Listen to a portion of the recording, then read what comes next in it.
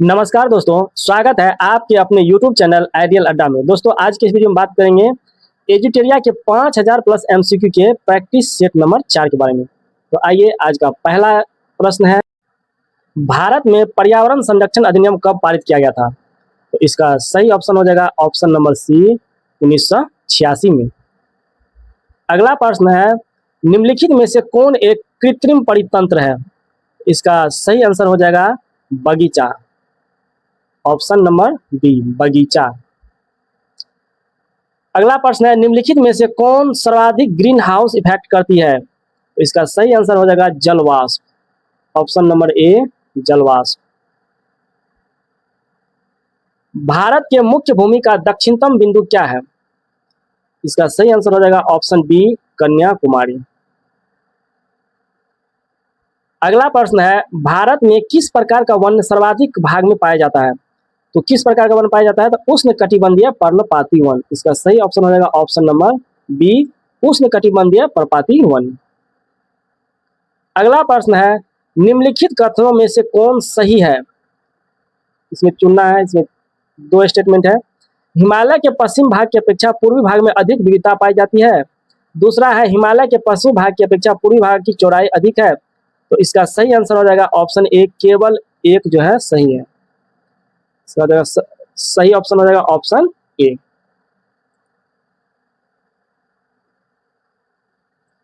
अगला प्रश्न है, अरब सागर में गिरने वाली भारत की सबसे बड़ी प्रायद्वीपीय नदी कौन सी है? तो इसका सही आंसर हो जाएगा ऑप्शन नंबर सी, नर्मदा नदी, ऑप्शन सी, नर्मदा नदी।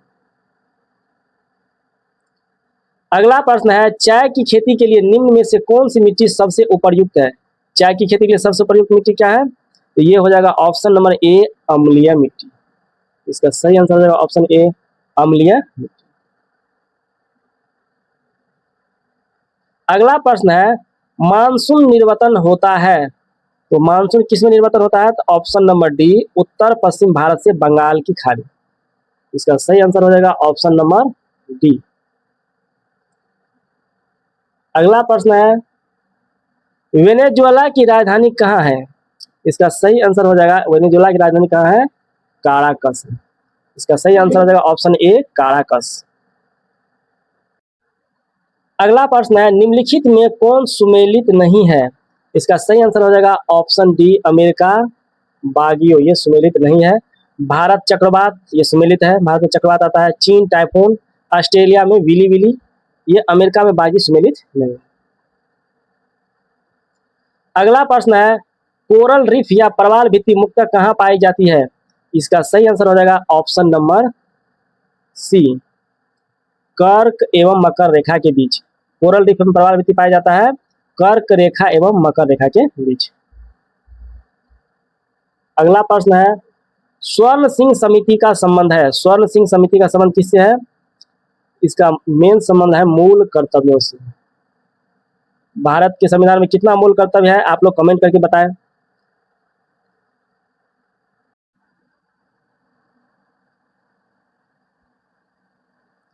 अगला प्रश्न है, न्यायोचित एवं मानवीय कार्य दशाओं तथा मातृत्व सहायता के लिए उपबंध संविधान के किस अनुच्छेद में किया गया है? इसका सही आंसर हो जाएगा अनुच्छेद 42, ऑप्शन नंबर सी, अनुच्छेद 42। अगला प्रश्न है, भारत के नियंत्रण एवं महालेखा परीक्षक के संबंध में निम्न कथनों पर विचार कीजिए। 3 कथन है। इसके कार्यकाल 6 वर्ष या 62 वर्ष जो पहले हो आयु तक होता है। यह राष्ट्रपति के प्रसाद पर्यंत अपने पद पर बना रहता है। इसके वेतन एवं अन्य सेवा शर्त राष्ट्रपति द्वारा निर्धारित होती है। इनमें सही आंसर हो जाएगा ऑप्शन नंबर डी, उपयोग सभी। 1 2 3 4, 3 तीनों सही है। इसका सही आंसर हो जाएगा उपयुक्त सभी। अगला प्रश्न है, राज्यों में मुख्यमंत्री समेत मंत्रियों की अधिकतम संख्या विधानसभा की कुल सदस्यता संख्या के कितने प्रतिशत से अधिक नहीं होनी चाहिए? इसका सही आंसर हो जाएगा ऑप्शन नंबर सी, 15% से अधिक नहीं होनी चाहिए। सभी प्रश्नों का जो है एनालिसिस प्लेलिस्ट में है, और भी आगे वीडियो है जिसमें कि बहुत अच्छी तरीका से इस प्रश्न को बताया गया, इसलिए इसका केवल ऑप्शन जो सही है उसी को केवल लिया जा रहा है। इसका डिस्कशन दूसरा लेक्चर में है, आप लोग उस प्लेलिस्ट में जाके देख सकते हैं। अगला प्रश्न है, रीट जारी करना उच्चतम न्यायालय के किस क्षेत्राधिकार में आता है? इसका सही आंसर हो जाएगा ऑप्शन बी न्यायाधीश क्षेत्राधिकार। ये हो जाएगा ऑप्शन नंबर बी न्यायाधीश क्षेत्राधिकार। अगला प्रश्न है दल बदल अधिनियम संबंधी संशोधन कब पारित किया गया था? तो दल बदल पारित किया गया था 1985 में। अगला प्रश्न है सर्वप्रथम प्रत्यक्ष चुनाव का प्रावधान निम्नलिखित में से किस अधिनियम द्वारा किया गया? प्रत्यक्ष चुनाव। ऑप्शन नंबर सी भारत शासन अधिनियम 1919। इसका सही ऑप्शन हो जाएगा ऑप्शन नंबर सी भारत शासन अधिनियम 1919। अगला प्रश्न है प्रधानमंत्री का राष्ट्रपति को सूचनाएं प्रदान करने संबंधी कर्तव्यों का उल्लेख किस अनुच्छेद में है? इसका सही आंसर हो जाएगा अनुच्छेद 78 में। ऑप्शन नंबर डी अनुच्छेद 78। अगला प्रश्न है निम्नलिखित में से कौन सा देश प्रातःकाल शांति की भूमि लैंड ऑफ द मॉर्निंग काम के नाम से जाना जाता है? इसका सही आंसर हो जाएगा ऑप्शन बी दक्षिण कोरिया। उत्तर कोरिया से तो आप लोग परिचित ही होंगे। अगला प्रश्न है विश्व जल संरक्षण दिवस मनाया जाता है, ये मनाया जाता है 22 मार्च को। विश्व जल संरक्षण दिवस मनाया जाता है 22 मार्च को। Option B right answer. अगला प्रश्न है स्वदेशी और बहिष्कार आंदोलन का अनुमोदन कांग्रेस के किस अधिवेशन में हुआ था? इसका सही आंसर हो जाएगा ऑप्शन नंबर सी बनारस अधिवेशन 1905। इसका सही हो जाएगा ऑप्शन नंबर सी बनारस अधिवेशन 1905। अगला प्रश्न है कांग्रेस की कार्य समिति में भारत विभाजन का प्रस्ताव कब पारित किया गया था? तो इसका सही आंसर हो जाएगा ऑप्शन नंबर बी 14 जून 1947। अगला प्रश्न है संविधान सभा की प्रथम बैठक का आयोजन किस गवर्नर जनरल के द्वारा किया गया था? इसका सही आंसर हो जाएगा option number B Lord Wavell के द्वारा। Option number B Lord Wavell के द्वारा। अगला प्रश्न है मंगल पांडे ने प्रथम भारतीय स्वतंत्रता संग्राम की शुरुआत की थी, इसके उपरांत ब्रिटिश सरकार द्वारा उन्हें कब फांसी दी गई? इसका सही आंसर हो जाएगा ऑप्शन सी 8 अप्रैल 1857 को। क्वेश्चन पूछा गया बीपीएससी में, बहुत अच्छा प्रश्न है। अगला प्रश्न है बहावी आंदोलन का प्रमुख क्षेत्र नहीं रहा है, कौन नहीं था? इसका सही आंसर हो जाएगा ऑप्शन सी असम नहीं था। बंगाल और समीप प्रांत था, असम बहावी क्षेत्र का केवल नहीं। अगला प्रश्न पुस्तक एशिया ऑफ डार्कनेस के लेखक कौन है? एशिया ऑफ डार्कनेस के लेखक, इसका सही आंसर हो जाएगा option A VS. Naipaul. VS. Naipaul. अगला प्रश्न है सूची 1 को सूची 2 से सुमेलित करें। पहला सूरत की संधि, पूना की संधि, पुरंदर की संधि, देवगांव की संधि।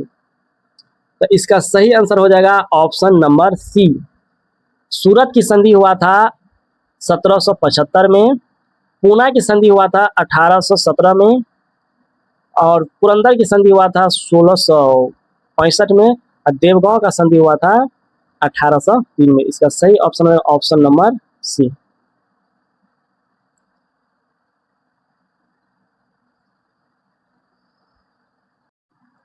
अगला प्रश्न है निम्नलिखित में से किस ग्रंथ से गुप्त काल के बारे में जानकारी मिलती है? इसका सही आंसर हो जाएगा ऑप्शन नंबर ए मृच्छकटिकम से। अगला प्रश्न है कलिंग शासक खारवेल किस धर्म का अनुयायी था? बहुत ही अच्छा प्रश्न है, कई बार पूछा गया ये। तो ये जो है खारवेल जैन धर्म का अनुयायी था। Option number B. अगला प्रश्न है भीतरी स्तंभ अभिलेख किस शासक से संबंधित है? भीतरी, ऑप्शन बी स्कंदगुप्त से।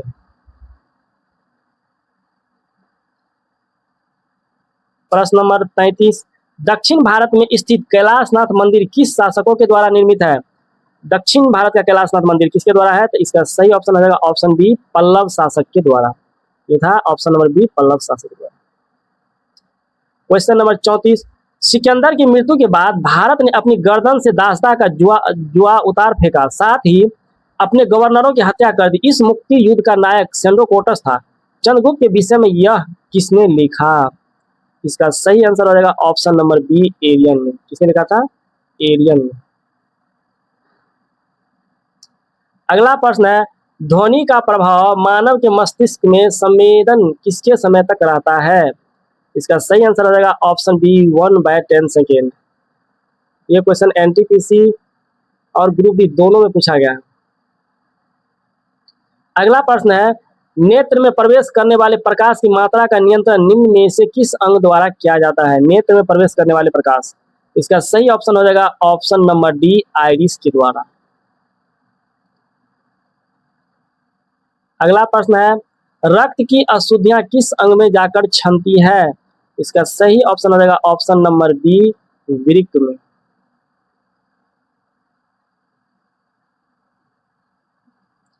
अगला प्रश्न है, रक्त का कितना प्रतिशत भाग प्लाज्मा होता है? बहुत अच्छा प्रश्न है।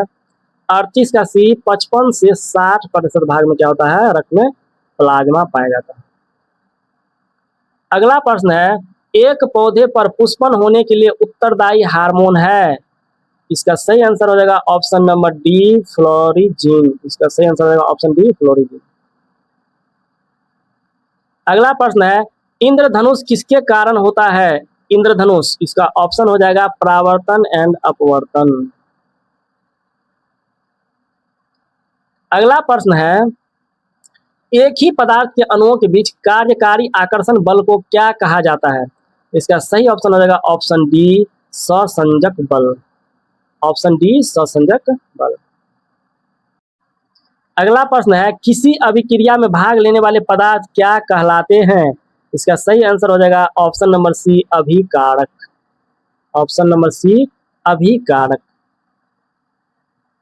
अगला प्रश्न है, क्षारक को जल में घोलने पर क्या मुक्त होता है? इसका सही आंसर हो जाएगा option number A, OH- ion. अगला प्रश्न है, नींबू के रस का पीएच मान होता है? तो नींबू के रस के पीएच मान होता है 2.2। इसका सही आंसर हो जाएगा ऑप्शन बी, 2.2। बादल और वायुमंडल का तैरना किस कारण होता है? बादल और वायुमंडल का तैरना, इसका सही आंसर हो जाएगा ऑप्शन नंबर डी, श्यानता के कारण। श्यानता के कारण। अगला प्रश्न है, छाया में पनपने वाले पौधे को क्या कहते हैं? इसका सही आंसर हो जाएगा ऑप्शन नंबर बी, सियोफाइट्स। इसका सही आंसर हो जाएगा ऑप्शन नंबर बी, सियोफाइट्स। अगला प्रश्न है, मैनरहीन अंतरराष्ट्रीय सीमा रेखा किन दो देशों के बीच है? मैनरहीन अंतरराष्ट्रीय, इसका सही आंसर हो जाएगा ऑप्शन ए, रूस एवं फिनलैंड। मैनरहीन किसमें है? रूस एवं फिनलैंड। आप लोग कमेंट में बताएं मैकमोहन रेखा किन दो देशों के बीच में है? अगला प्रश्न है, जैव विविधता दिवस निम्नलिखित में से किस दिन मनाया जाता है? इसका सही आंसर हो जाएगा ऑप्शन नंबर सी, 22 मई को। जैव विविधता दिवस 22 मई। अगला प्रश्न है, राष्ट्रीय खाद्य एवं सुरक्षा मिशन की शुरुआत किस वर्ष की गई थी? राष्ट्रीय खाद्य एवं सुरक्षा मिशन, NFSM। इसका सही आंसर हो जाएगा ऑप्शन नंबर ए, 2007 में। अगला प्रश्न है, भारत में मुद्रास्फीति के प्राकलन का सबसे प्रचलित माप क्या है? इसका सही आंसर हो जाएगा option number C, CPI। CPI। Gautam Buddha से संबंधित कुछ स्मरणीय तथ्य है। बौद्ध धर्म के संस्थापक कौन थे? तो गौतम बुद्ध थे। गौतम बुद्ध का जन्म 563 ईसा पूर्व लुम्बिनी, नेपाल में हुआ था। इनकी मृत्यु 483 ईसा पूर्व कुशीनारा, उत्तर प्रदेश में हुई। इनके बचपन का नाम सिद्धार्थ था। इनको 6 वर्ष की कठिन तपस्या के उपरांत 35 वर्ष की आयु में फल्गु नदी के किनारे ज्ञान की प्राप्ति हुई। बुद्ध ने अपना पहला एवं सर्वाधिक उपदेश सारनाथ में दिया एवं श्रावस्ती में। बौद्ध धर्म में आत्मा की परिक्रमा नहीं है, जबकि पुनर्जन्म की मान्यता है। बौद्ध संघ में सम्मिलित होने की न्यूनतम आयु 15 वर्ष थी। गौतम बुद्ध ने अम्रपाली को सर्वसम्मति से स्त्री रत्न घोषित किया था। सर एडविन अर्नाल्ड ने गौतम बुद्ध को एशिया का ज्योतिपुंज कहा था।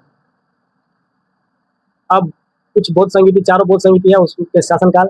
तो प्रथम बौद्ध संगीति 483 ईस्वी पूर्व में हुआ था। इसका स्थान था राजगिरी। उसके अध्यक्ष थे महाकश्यप और अजात शत्रु के शासनकाल में हुआ था प्रथम बौद्ध संगीति 483 ईस्वी पूर्व में। द्वितीय बौद्ध संगीति हुआ था 383 ईस्वी पूर्व में वैशाली में। इसके अध्यक्ष सावाकामी और ये कालाशोक के शासनकाल में हुआ था। तृतीय बौद्ध संगीति 250 ईस्वी पूर्व में पाटलिपुत्र में हुआ था। इसके अध्यक्ष थे मोगलीपुत्र तीस और ये अशोक के शासनकाल में हुआ था। चतुर्थ बौद्ध संगीति 98 ईस्वी में हुआ था कुंडलवन कश्मीर में और इसके अध्यक्ष थे वसुमित्र और किसके शासनकाल में हुआ था? ये कनिष्क के शासनकाल में हुआ था। जैन धर्म के संस्थापक थे ऋषभदेव। जैन धर्म के 22वें व 23वें तीर्थकार क्रमशः हुए। 22वें अरिष्टनेमी और 23वें हुए पार्श्वनाथ। महावीर स्वामी जैन धर्म के 24वें एवं अंतिम तीर्थकार हुए। इसके बाद तीर्थकार बंद हो गया होना। महावीर स्वामी का जन्म 540 ईस्वी पूर्व में कुंडल ग्राम वैशाली में हुआ था और महावीर स्वामी की मृत्यु 468 ईस्वी में पावापुरी नालंदा में हुआ।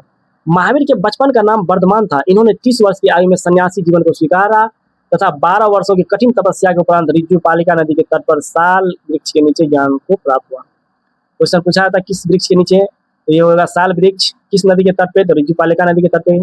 महावीर ने अपने शिष्यों को 11 गंधर्वों में विभाजित किया। महावीर पुनर्जन्म एवं कर्मवाद में विश्वास रखते थे। स्यादवाद और अनेकतावाद संबंधित है जैन धर्म से। क्वेश्चन पूछा गया बीपीएससी में, स्यादवाद किस धर्म से संबंधित है, ये हो जाएगा जैन धर्म से। प्रथम जैन भिक्षुणी कौन थी, चंपा थी। महावीर के प्रथम अनुयायी थे उनके दामाद जामिन। तो जैन संगीतिया, प्रथम जैन संगीति हुआ था 300 ईस्वी पूर्व में पाटलिपुत्र में और इसके अध्यक्ष कौन थे, स्थूलभद्र थे। और द्वितीय जैन समिति हुआ था 512 ईस्वी में वल्लभी में। इसके अध्यक्ष कौन थे, क्षमा शर्मन। दोस्तों आज का ये वीडियो कैसा लगा लाइक कमेंट करके बताएं और इस चैनल पर नए हैं तो इस चैनल को सब्सक्राइब कर लें। मिलते हैं अगले पार्ट प्रैक्टिस सेट नंबर 5 में। तब तक के लिए धन्यवाद।